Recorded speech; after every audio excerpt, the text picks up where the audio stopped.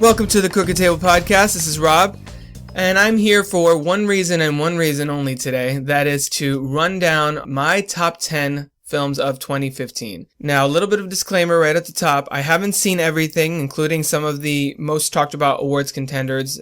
The Revenant is actually going wide later this week. Spotlight and Room blew through my town very quickly, and with the holiday season, I did not get a chance to see those yet. So I reserve the right to revise this list somewhere down the line to better reflect, what I see as the top 10 films of 2015.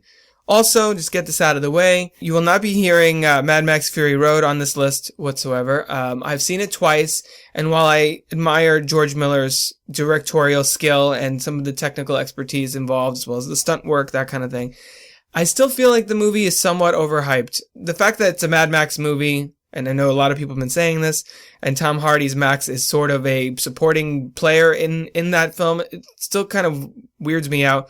I don't really understand why, what's up with that. Also, the story is just really lacking to me. Essentially, I know it's not really a story movie. It's more to be told through visuals, as everybody says. But I'm very much a writer, and I'm very much a dialogue-driven person, which is why you might see some Tarantino on here. And the fact that it was just basically one long car chase back and forth, it didn't quite grab me the way it did other people. That's not to say that I'm knocking anybody that holds that film in such high esteem. I just personally disagree. Without further ado, Number 10. Mission Impossible, Rogue Nation. Now this one's interesting because now we're talking about a 20-year-old franchise that has managed to not only sustain itself over all these years, but actually grow in popularity. I mean, Rogue Nation and Ghost Protocol are probably the two most critically acclaimed entries in the franchise, as well as, I think at this point, the two biggest moneymakers, or at least pretty close to that. And the fact that we're on the 5th installment of this series, and not only is Tom Cruise still compelling and interesting and fun to watch as Ethan Hunt, but that we're actually developing a legion of supporting characters that are becoming more and more interesting with each film. I mean, from Simon Pegg to Ving Rhames, and of course in this movie, the big discovery, Rebecca Ferguson. The Mission Impossible series has really sort of developed into the new Bond franchise. I mean, you can look at Spectre if you need proof that James Bond is sort of phasing off. At least now it looks like it's heading that way based on Spectre. But enough about that film.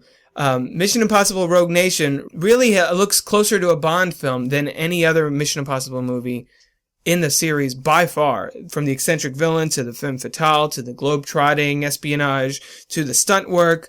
The fact that they've been able to keep this alive for so long and keep it this fun, I mean, that's a big part of it. A lot of the first couple installments in the series were entertaining, but didn't really have that same pop to them. This one and Ghost Protocol really have that element of, hey, we're all here to have fun, enjoy yourself, that kind of popcorn flavor to it, as well as the artistry to really pull off things like that opera sequence, for example. Director Christopher McQuarrie and the team behind the series are really bringing a new era of Mission Impossible films for us. And the fact that Paramount has reportedly locked down not only McQuarrie to come back, but also Rebecca Ferguson to reprise her role are very encouraging, and I couldn't be more excited for Mission Impossible 6. Number 9. The Hateful Eight. Admittedly, I've been a long-time Quentin Tarantino fan, so I guess you could say I was sort of pre-sold on The Hateful Eight from the beginning. Pretty much anything he puts his name on, with the exception of something like Four Rooms, which I wasn't really too hot on. Tarantino just has such a unique voice and a unique style and storytelling prowess. It's hard for me to not get swept up in whatever story he's trying to tell. And this one, which unites Samuel L. Jackson, Kurt Russell, Walton Goggins, Jennifer Jason Leigh, and a few other Tarantino alums, is one of those that for me was really hard not to get excited about. Granted, I'm not the biggest fan of Westerns, and Django Unchained was probably not one of my top Tarantino films. However, The Hateful Eight has what most of his films have in spades, which is personality and style. I'm just so addicted to his dialogue, and this movie basically gives all of its 8 main characters their big moments, their big monologues. Just as a showcase of these actors' talents alone, the film is entertaining as hell to watch. Granted, it is a little long. If you watch the 70mm roadshow version with the intermission and the overture and all that, it does come out or just over 3 hours. However, the story that's being told does take that amount of length to really build up to and then unfold. Now, without getting into spoilers, it's not, but the idea of a Western set whodunit that very much follows the template of Reservoir Dogs in that it's essentially a set mostly in one location is very satisfying to watch. And while not everyone might be down for the Hateful Eight, I guarantee the Tarantino fans like me will eat this up. Number 8, The Gift. In a world where the industry is ruled essentially by franchises, sequels, remakes, reboots, and other superhero-related properties, The Gift really came out of nowhere and was probably one of the films this year that surprised the most amount of people. Writer-director Joel Edgerton put together a film here that makes terrifying figures out of the people we all know and we all come across. Rather than turning on, Freddy Krueger or Jason Voorhees or Michael Myers, this film really concentrates in the resentment and revenge-driven motivations that we cultivate in the people around us. Just sort of teaching audiences to recognize that, every action we take in life can have repercussions and does affect the people around us. With this film, he really modeled his approach on, of course, the master of suspense with Hitchcock, but also tapped into something that is more unsettling at the core of who we are as people. I mean, we all have those tendencies where we want to lash out or where we have insecurities that we want to take out on other people, and you just never know how something you do in your past is going to come back and reflect on your present. And in the film, Edgerton plays a former childhood associate, I guess, if you want to call it, of Jason Bateman's character. And Bateman, of course, is now married to the character played by Rebecca Hall. It's that kind of film that sneaks up on you that nobody sees coming, featuring one of the best twists of the year, and just marks a really promising debut feature for Joel Edgerton. Number 7, Kingsman, The Secret Service. At this point, spy movies have become such a popular genre that it's really hard to see one and have it be somewhat fresh or bring really much new to the table other than capturing the spirit of what the genre really started as, which is that whole sense of escapism and very like James Bondian sort of allure and sense of cool. And while Mission Impossible Rogue Nation captures all of that well, like perfectly, and is a great example of the spy genre done right, Kingsman is something different entirely. It's not really a parody, and it's not really a straight up addition to the genre. However, it perfectly toes that line between the two in the same kind of way that Kick-Ass, which is also from director Matthew Vaughn and based on comic books by Mark Millar, managed to both be a superhero movie in and of itself, as well as comment on the genre, pointing out some of the goofier aspects of it, some of the inconsistencies, things that didn't quite make sense, and subvert expectations based on playing off of moviegoers who've seen these kind of things before and thought they knew exactly what to expect. Without getting into revealing anything about the film, there is significant plot developments that do take place that very deftly diverge from what audiences have seen before in these kinds of spy films. This one just has such a high energy to it. It's just so kinetic and witty and wry in its play on Bond films and that kind of genre that it really did bring something different to theaters.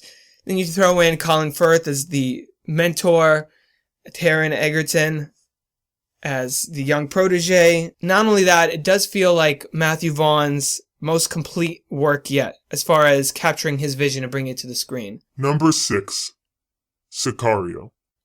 Director Denis Villeneuve has definitely turned a lot of heads over the last couple of years between his kidnapped child, psychological thriller, Prisoner, and the doppelganger thriller. He's really kind of carved out a niche for himself as far as doing these really intense, character-driven thrillers that delve into big topics but takes them and boils them down to a personal level centered on a main character. In this case, Emily Blunt leads the cast as a young FBI agent who's recruited for a special task force centering on the drug trade on the US-Mexico border. Of course, she's coming in with this idealistic view of I'm going to make a difference, and she discovers that the reality is way more complex than she ever could have imagined. Josh Brolin is also stellar here as the more veteran agent who brings her aboard, and Benicio del Toro's mysterious character, the Sicario of the title, all deliver really amazing performances in this film that is really about the cyclical nature of violence. And Villeneuve proves again that he is one of the most impressive directors working today, and it's really encouraging to hear that he's going to be behind Blade Runner 2. Cinematographer Roger Deakins turns in another incredible job here shooting this film. He's done amazing work before in No Country for Old Men and Skyfall and a bazillion other movies, but thanks to him, Sicario is one of the most visually stunning films of the year. In addition to a riveting drama, you really won't be able to guess what's coming next. Number 5. Creed. Alright, this is a true confession. I have still, to this day, never seen any of the 5 original Rocky films all the way through. It was just something that slipped past me in childhood. However, I did see Rocky Balboa when that came out, and I really enjoyed that. So when I heard all the good things surrounding Creed, my interest was definitely piqued. And of course, going in, I knew the bullet points of the franchise, Apollo Creed, Paulie, and Adrian, and Mick, and all that. So I was more or less up to speed with this ongoing saga of Rocky Balboa. But I went into this movie with pretty high expectations of what Ryan Coogler was pulling off here, with Michael B. Jordan starring as the son of Apollo Creed. And it was just a really moving, exhilarating film that sells perhaps more powerfully than ever before the whole concept that in the Rocky franchise, boxing is really just a metaphor for life, and that continuing battle to achieve your goals, to become a better person, to keep pushing forward no matter what life throws at you. And I just thought that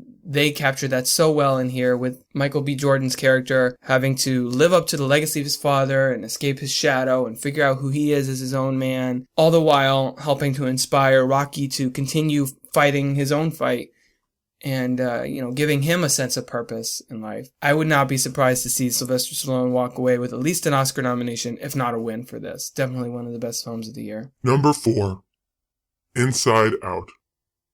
Alright, it might not be that shocking that Pixar has delivered yet another unforgettable, extremely imaginative story for families to experience together. It might not even be that shocking that it's also one of the biggest tearjerkers of the year, or that it resonates more with parents than it does with children. What's really astounding about Inside Out is the insight that the film itself has on the emotional state of kids, as well as how they adjust to their surroundings. Of course, in this one, emotions are embodied in the different characters that we meet throughout the film. Joy, voiced by Amy Poehler, sadness, Phyllis Smith, and we're not even going to go anywhere near Bing Bong because I just watched this movie last night again, and I'm still recovering, guys. But what's remarkable about it is the way that the team at Pixar has not only come up with these very detailed, very well thought out, and actually on some level, highly intellectual observations about the way the mind works, all the little nuances and things that pop up in our heads. I mean, for instance, like the gum commercial that keeps coming back up and popping up into the head, the train of thought, or the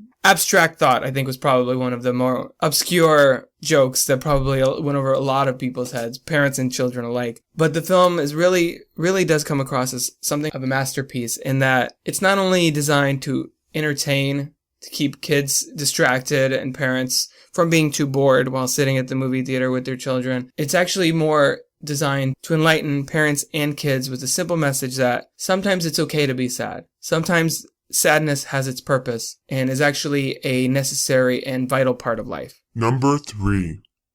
Ex Machina.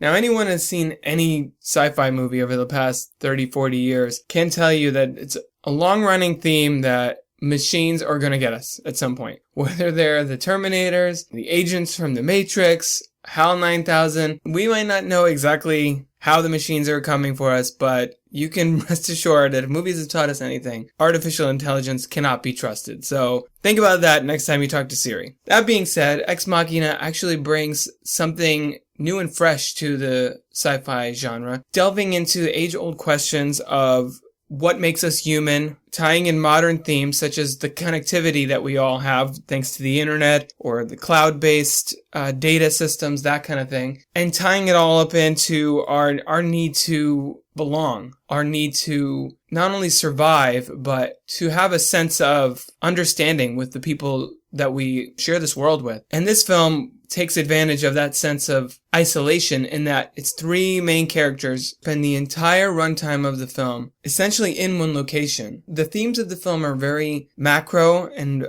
large scale, but the film itself is actually very intimate. And the three performances from Domhnall Gleeson, Oscar Isaac, and Alicia Vikander are all stellar all across the board. And really 2015 was a breakout year for all three of them. Gleeson and Isaac, of course, are also featured in Star Wars The Force Awakens. And Vikander has been getting a lot of awards buzz, not only for her performance as Ava in Ex Machina, but also for her supporting turn in The Danish Girl. Probably one of the biggest surprises to come out this year. It's one of those films that no one saw coming, but then once it arrived, you just couldn't escape hearing more and more about it. Number 2, The Martian.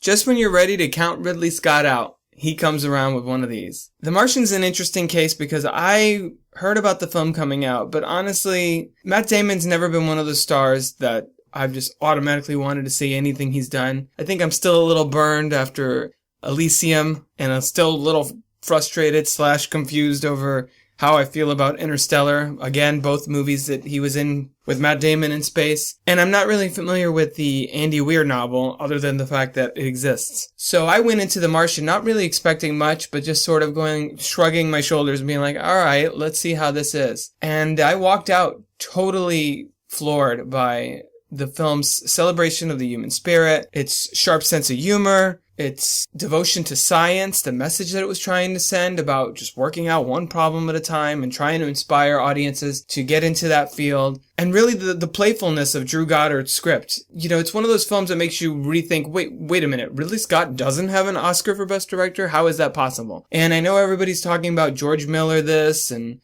Todd Haynes that for Carol, etc., but I mean, I would really love to see Ridley Scott get recognized. Not only for this remarkable film, which, by the way, has an Oscar-worthy performance from Matt Damon, but also just for all the classics that Ridley Scott has given us thus far. Alien, Blade Runner. I mean, it's kind of ridiculous, and hopefully the Academy gives it to him because he knocked it out of the park with this one. Number 1, Star Wars Episode 7, The Force Awakens.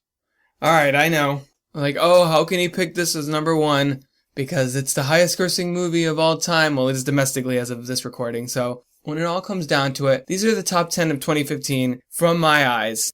Like any other art form, cinema is subjective. So I'm just telling you guys my favorite films. And of all the movies I saw this year, none gave me that sense of wonder, that sense of this is what it feels like to go to the movies more than Star Wars. Granted, like millions of other people out there, I am naturally biased towards this franchise. For obvious reasons. I mean, if you guys have been listening to the podcast, you already heard 2 hours of me gushing about how great Star Wars is and how thrilled I was with J.J. Abrams' film. Even though, granted, it does have its fair share of issues. Yes, there's a Death Star, essentially. Yes, there's way too many callbacks to the original films. I mean, really, do we really need that chess board popping up on the Millennium Falcon? And 12 parsecs. A little too much with that. However, the new characters were so rich, led by Daisy Ridley as Rey, John Boyega as Finn. We already mentioned Oscar Isaac from Ex Machina. The return of Han Solo was just so satisfying, and all the parallels that this new trilogy is looking to draw between both of the previous trilogies. George Lucas has long said his intention with the first two trilogies was for it to be sort of cyclical, so certain elements, certain plot details come back around, just like history, and reoccur in a slightly different way. And we're seeing that now here with some of the dynamics between Kylo Ren and the other characters. The fact that Star Wars sort of fell out of favor with mainstream audiences and now has left the public this enthusiastic to see what happens next is in and of itself a tremendous achievement. This was the year that Star Wars came back, everybody. There you have it. That's the top 10. As far as honorable mentions, in alphabetical order, I also would have had Bridge of Spies, Straight Outta Compton, Steve Jobs, Trainwreck, What We Do in the Shadows. There was a bunch of other. It was actually, must have been a really good year for movies because when I was going through my list of films that I've seen, it was pretty competitive to reach that top 10. And I mean, as I said at the top of the episode, there's still a few major awards contenders that I haven't yet got a chance to catch up on. So when I do see those, if they are worthy of my top 10, I will update the post on crookedtable.com. In the meantime, tell me, what were your favorite films of 2015? Did we have any in common? Was I totally way off base? Send me a tweet at Crooked Table and let me know. Also, if you want to read some of my non-Crooked Table writing, you can find my work at screenrant.com, cheatsheet.com/entertainment, and dailysuperheroes.com. And of course, visit crookedtable.com for reviews to all the films mentioned here, as well as more podcasts, videos, reviews, and other movie-related goodies. Let's hope 2016 is a great year for all of us. Roll credits.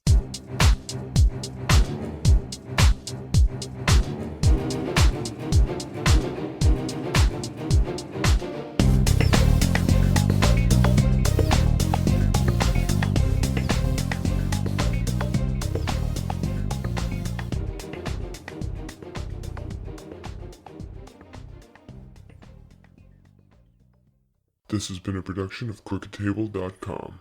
All rights reserved. The art of the low KED.